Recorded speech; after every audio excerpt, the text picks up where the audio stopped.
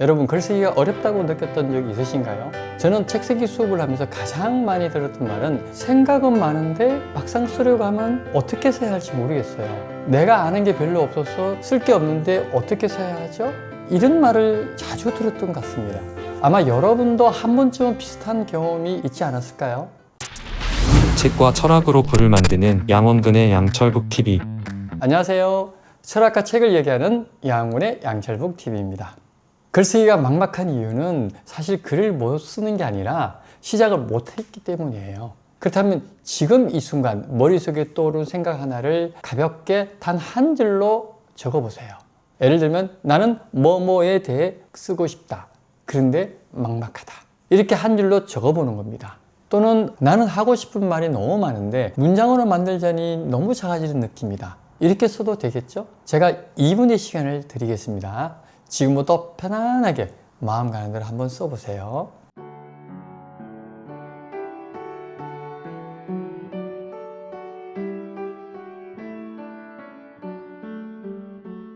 오늘은 비트겐슈타인의 글쓰기를 통해 생각을 어떻게 문장으로 바꿀 수 있을지 이 질문을 함께 여러분과 고민해 보려고 합니다.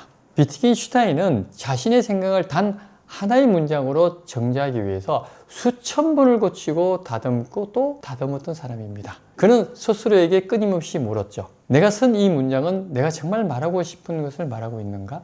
오늘 우리는 이 질문에서 출발하려고 합니다. 그리고 그의 대표작인 논리 철학 논거의 마지막 구절을 떠올려 봅니다. 말할 수 없는 것에 대하여 침묵해야 한다. 이 철학적 명제는 글쓰기에도 그대로 적용되었죠. 글은 더 많이 말할수록 좋은 게 아니라 무엇을 말할지 안 할지를 아는 것에서 시작됩니다. 오늘 수업에서는 이 두 가지 질문을 던져보려고 해요. 첫 번째 문장은 나는 정말 생각을 하고 있는가? 이 말의 의미를 정말 이해하고 있는가? 그 감정의 이름을 제대로 붙여본 적이 있는가? 이것은 비트겐슈타인의 시선에서 보는 글쓰기입니다. 자, 지금 여러분들의 머릿속에 맴도는 생각 하나를 떠올려 보세요. 떠올리셨나요? 그럼 그 생각에 대해서 왜 그런지 3번만 물어보세요. 예를 들어 나 요즘 무기력해. 왜? 이 질문을 하면서 다음 같이 써보는 겁니다. 나는 요즘 글이 안 써져. 왜? 자꾸 고치게 됐어. 왜? 완벽하게 보여야 할 것 같았어. 왜? 잘 쓰는 사람처럼 보이고 싶은 불안 때문에 결국 이 말은 나는 글을 못 쓰는 게 아니라 불완전한 나를 드러내는 걸 두려워하고 있다 라는 의미가 되겠죠.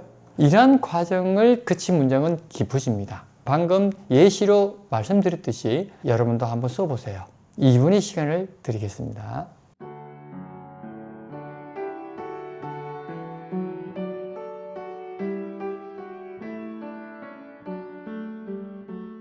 써보셨나요? 이건 단지 글의 주제를 떠올렸냐 하는 문제가 아니에요. 그 생각을 끝까지 따라가 봤는가? 그 말의 의미를 정말 이해하고 있는가? 그 감정의 이름을 제대로 붙여본 적이 있는가라는 겁니다. 비트겐슈타인은 생각을 멈추지 말고 문장이 사유의 거울이 되어야 한다라고 말합니다. 우리는 종종 생각하고 있다고 착각하지만 실제로는 익숙한 말, 습관적인 문장에 갇혀 있어요. 그래서 글이 얕아지고 막히는 거예요.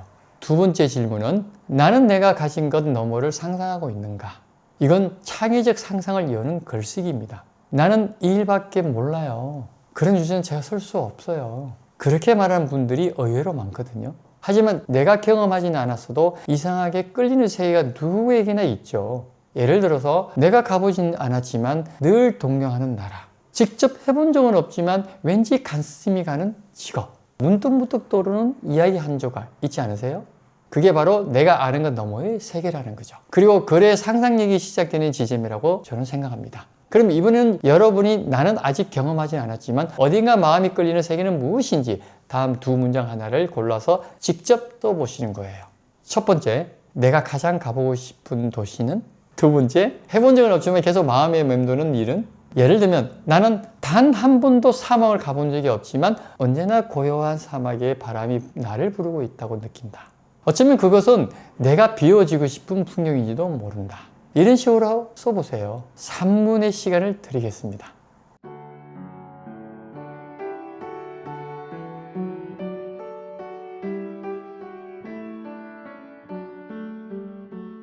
정말 좋은 글이란 모든 것을 말하려 하지 않는 글입니다. 위트겐슈타인은 우리에게 이렇게 속삭여요. 말할 수 없는 것에 대하여 침묵해야 한다. 예를 들어 누군가의 죽음을 글로 표현할 때 그 순간 슬픔을 장황하게 설명하기보다는 그날 아무 말도 나오지 않았다. 이 한 줄이 오히려 더 큰 울림을 줄 수 있거든요. 그럼 여러분이야말로 다 할 수 없는 감정을 단 한 문장으로 한번 써보세요.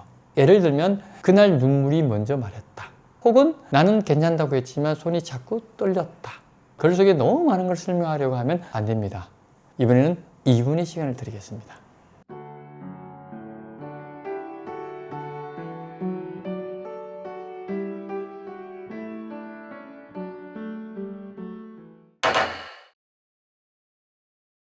위트겐슈타인은 말합니다. 철학의 임무는 말의 혼란을 정리하는 것이다. 그런 철학적 문제의 대부분이 사실은 개념의 문제가 아니라 언어의 오해에서 시작된다고 보았어요.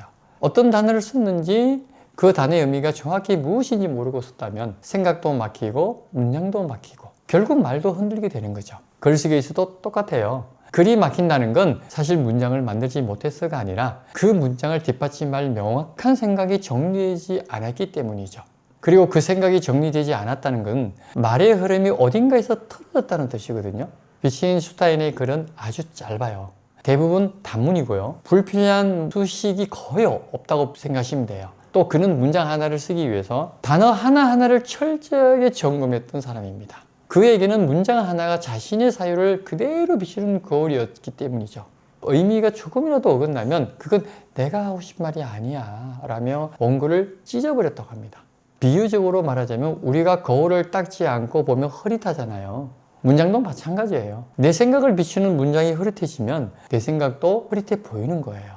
그래서 우리는 문장을 다듬는 것이 아니라 사실은 내 생각을 더 명확히 하는 작업을 하고 있는 셈입니다. 그럼 여러분이 쓴 문장 중에서 가장 애매하거나 말이 많은 문장을 하나 떠올려 보세요. 그 문장이 이렇게 질문해 보는 겁니다. 이 말은 무슨 뜻이지? 이 단어는 꼭 필요한가? 다른 말로 더 간결하게 말할 수 없을까? 내가 하고 싶은 말이 정말 이거였나? 이 질문을 반복하는 과정에서 문장은 점점 짧아지고 의미는 점점 깊어진다는 것을 꼭 기억하셔요. 위트겐슈타인은 자동적으로 떠오르는 생각과 흘러가는 말을 그대로 빚지 않았어요. 되묻고 의심하고 점검하는 과정 속에서 진짜 문장이 탄생한다고 믿었죠. 그에게 철학이란 생각을 종결하는 것이 아니라 질문을 멈추지 않는 것, 그것이었어요. 예를 들어 누군가가 삶은 고통이다라고 말했을 때 위트겐슈타인은 거기서 멈추지 않았어요. 정확히 어떤 고통인가? 모두에게 그런가? 나는 왜 이 표현을 택했는가? 이 말을 지금 왜 하고 있는 걸까? 이처럼 질문은 생각의 모서리를 비추고 감정을 선명하게 드러냈습니다. 그렇다면 이번에는 이런 문장을 한번 볼까요? 나는 요즘 불안하다. 이때 질문을 붙여보는 겁니다. 어떤 불안인가?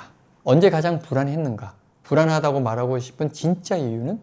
혹은 요즘 좀 외롭다는 말에 어디에서 외로움을 가장 크게 느꼈는가? 누군가와 함께 있어도 외롭다고 느끼는 순간은 언제였는가? 이렇게 되물을 수 있겠죠? 예를 들어 나 요즘 외로워. 이 말을 카페에서 친구들과 함께 있어도 자꾸 대화에서 멀어지는 느낌이 든다? 이렇게 질문을 통해 감정이 구체화되고 문장은 더 선명한 얼굴로 가지게 되는 거죠.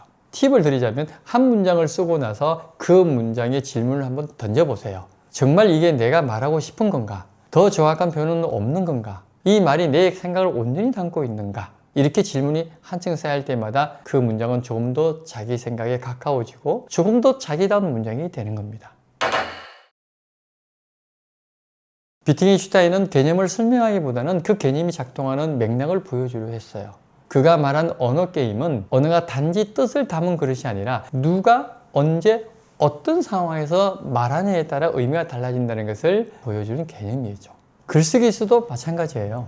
우리가 어떤 개념을 정의하려고 할 때 사실 독자는 정의보다는 경험을 원해요. 예를 들어 사랑은 인내다라는 문장은 설명이고요. 그는 화를 내지 않고 묵묵히 그녀의 이야기를 끝까지 들었다. 이 문장은 장면입니다. 개념은 이해를 돕지만 장면은 감정을 불러일으키죠. 장면은 독자의 상상력과 감정을 동시에 자극하고 그 순간 독자는 단어를 읽는 게 아니라 자신의 경험과 연결된 기억을 꺼내기 시작하는 거예요. 예를 들어 슬픔이란 상실의 감정이다. 너무 추상적이지 않아요? 그녀는 아무 말 없이 고양이 밥그릇만 닦고 있었다. 이 문장은 구체적이고 감정적인 이미지를 나타내죠. 혹 여러분이 쓰고 있는 글에 개념 설명의 문장이 있다면 그걸 하나의 장면이나 행동으로 바꿔보세요. 말보다 보여지는 문장이 훨씬 더 독자와 깊게 연결되는 겁니다. 그럼 여러분들이 그는 속상했다라는 감정 문장을 장면으로 한번 바꿔보세요. 2분 드리겠습니다. 예를 들어 그는 말없이 물컵을 들었다가 다시 내려놓았다. 어때요? 감정은 설명보다 장면이 더 강하기 때문에 장면으로 전환하면 독자는 더 깊어집니다.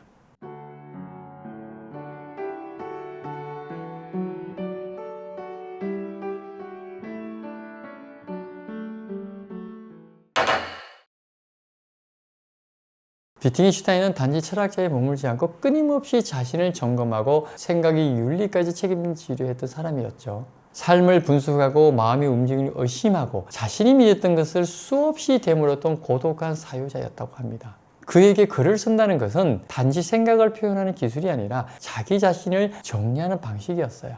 그는 이렇게 말하죠. 나의 글은 내가 누구인지를 말해주는 방식이다. 글을 잘 쓰는 것보다 더 중요한 건 사실 진실하게 쓰는 것, 그리고 정직하게 쓰는 겁니다. 우리는 종종 잘 쓰고 싶다는 마음 때문에 자신을 포장하고 멋진 말로 감정을 감추고 보여주기 위한 글을 쓰게 되죠. 그럴 때 비트겐슈타인은 우리에게 이렇게 물을 겁니다. 이 문장은 정말 내 생각을 담고 있는가? 이 말은 너의 목소리인가? 아니면 남을 위한 외양인가? 글은 나를 드러내는 거울입니다. 그리고 동시에 나를 들여다보는 창이기도 하죠. 글을 쓰는 순간 우리는 자신의 감정을 다시 보게 되고 자신의 말버릇, 사고방식, 세계관을 마주하게 됩니다. 그럼 여러분의 글은 여러분 자신을 얼마나 닮아 있나요? 그 문장은 정말 여러분의 문장인가요?